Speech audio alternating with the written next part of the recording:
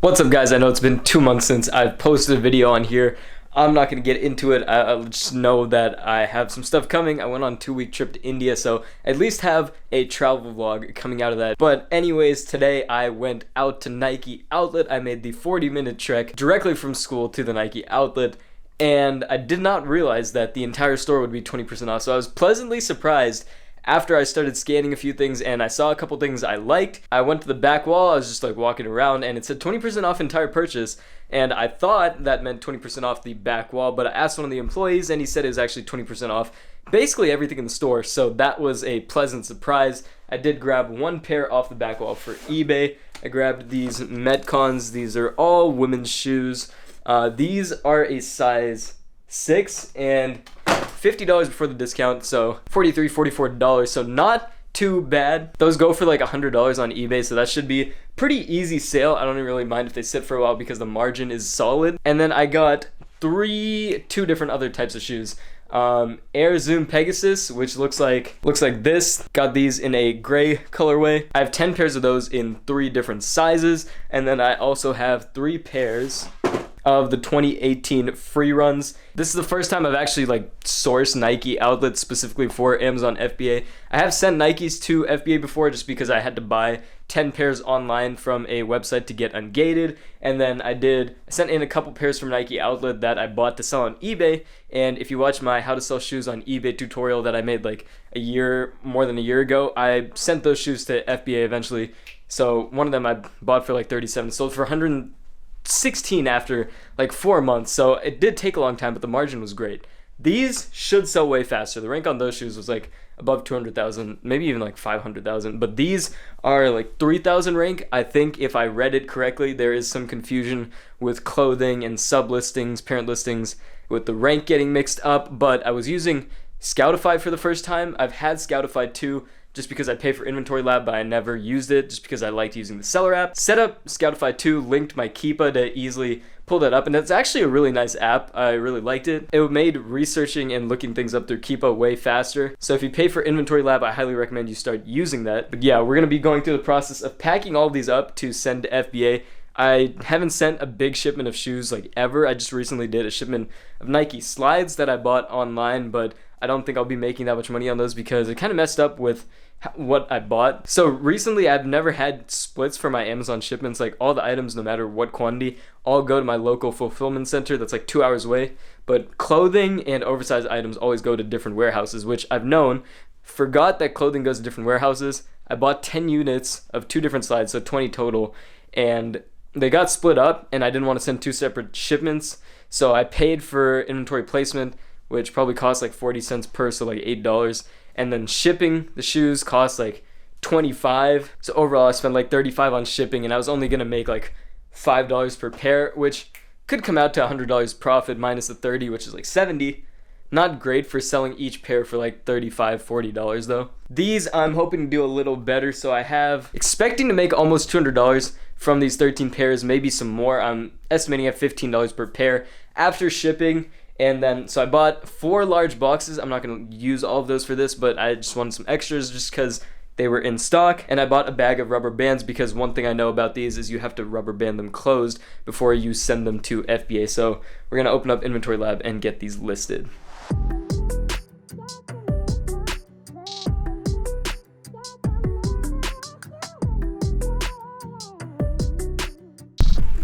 We're on shipment number 10 for the year. I would say that is not that great. Shipment number 1, January 18th, and then January 28th, January 31st, February 11th, March 7th, March 22nd, March 31st, April 5th, April 24th, May 2nd. So I've been sending 2 per month. I don't have a USB scanner, so I just literally manually grab the boxes and type them in.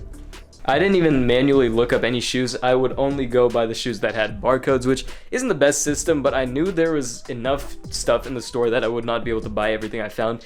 I could have bought way more stuff if I really wanted to, but one, I've never done this before. 2, it just gets awkward. It's I already had to take 2 trips to bring all this stuff to my car. Would have been way easier if I had more people or if I knew the employees, but you gotta work your way up to it. This already cost $800, so solid receipt length.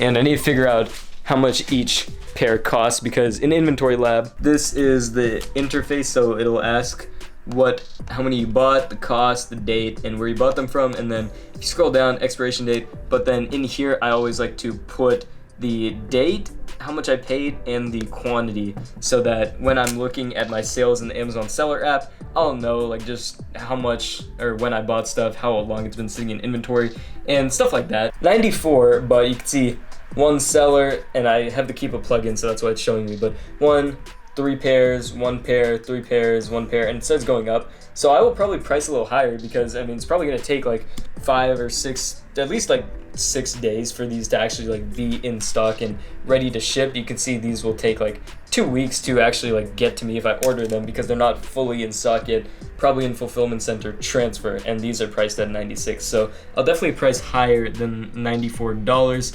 and I always take that into account when I like estimate my profit. Like, it's definitely not the numbers I'm seeing when I do the shipment in Inventory Lab, because it shows you an estimated profit. Probably not gonna make that much, because I would assume the prices go down.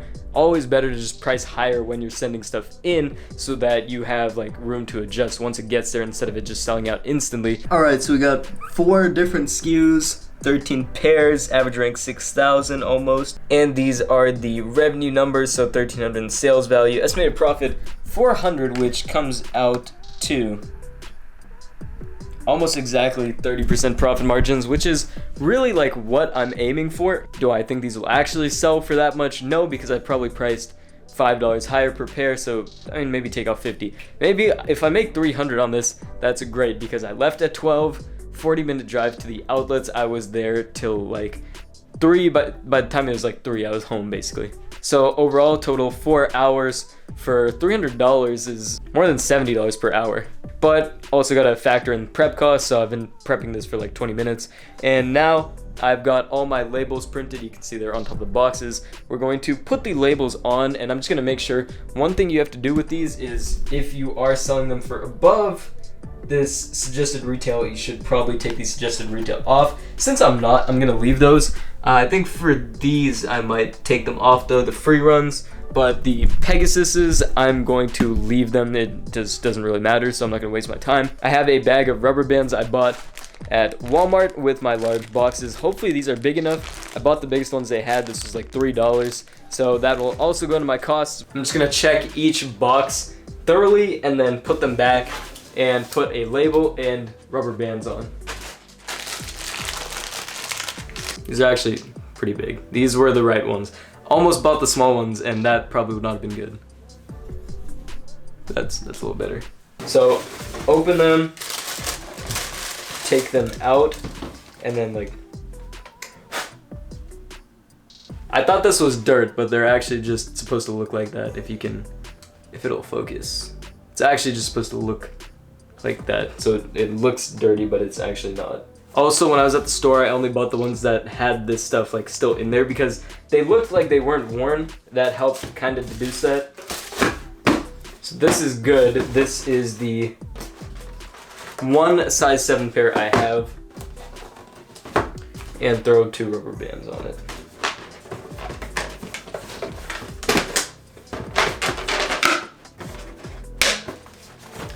Do I necessarily need to? Probably not, but I mean, it really doesn't cost me that much money. I have like probably more than 50 of these, probably like 100 of them here, so it's fine. I think I have a way to get all of these to go to the same fulfillment center without using inventory placement. So I'm actually gonna be boxing them up as I go along with the shipment, and that helps me save a lot of time with just the overall process.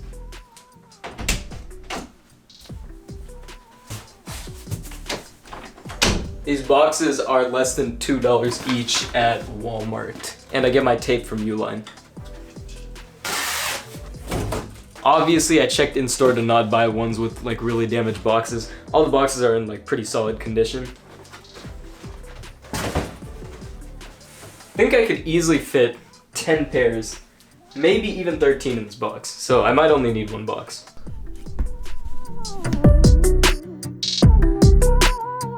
Another thing that's probably really important to check is that they are actually the right size, so making sure these are all size 9s and that it's a left and a right shoe, because you'd be surprised how like that gets screwed up in an outlet.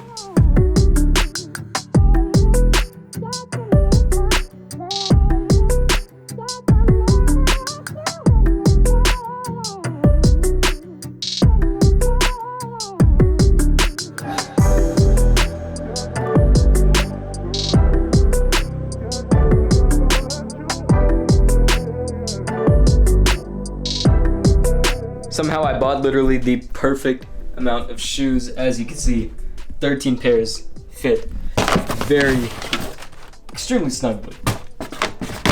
I don't even really need. I'll put some padding on the top, obviously, and put like a little piece of cardboard so they don't accidentally cut the shoebox open. It's showing me 3 different shipments. Now, what I'm gonna do is change all of the quantities to 1.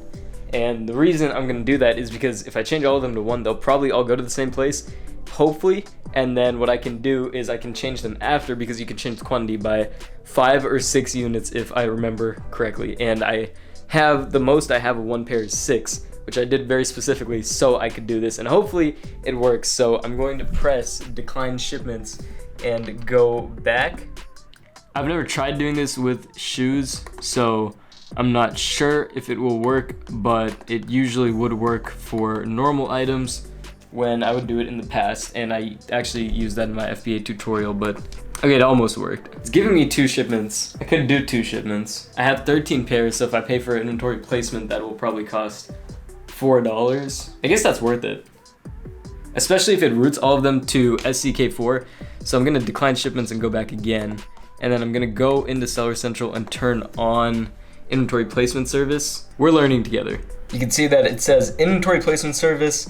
All quantities of a single seller SKU will be assigned to a single fulfillment center. So I'm gonna press update, and we're going to see where my split will be going to. Hopefully it routes all of them to SCK4, because then it will be extremely cheap, but I don't think that will happen. Everything going to Toll 2. Okay, I'll take it. I'm just gonna select all of them since I've already got them boxed up. Press assign to a box, assign, and then I'm gonna press transmit boxes, and then it's gonna ask me for my box weight and measurements. So I already know it's 24 by 18 by 18 because it's printed on the box. I'm kidding. 24 by 16 by 19 because they changed the box sizes.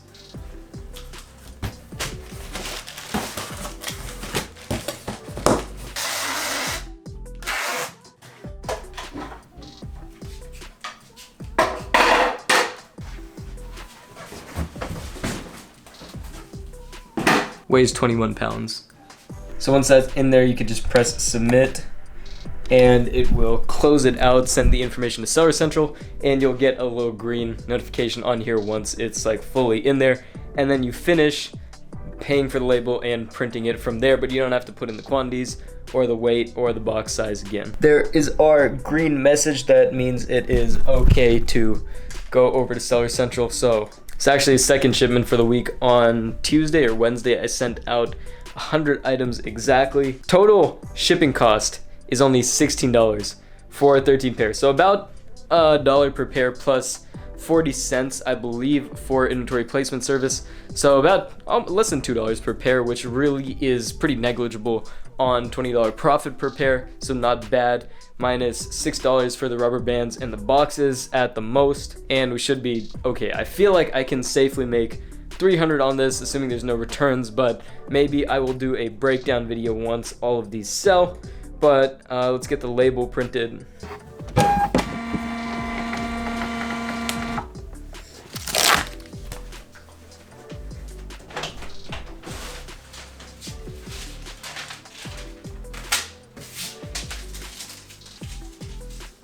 Is it really this easy to make money selling on Amazon?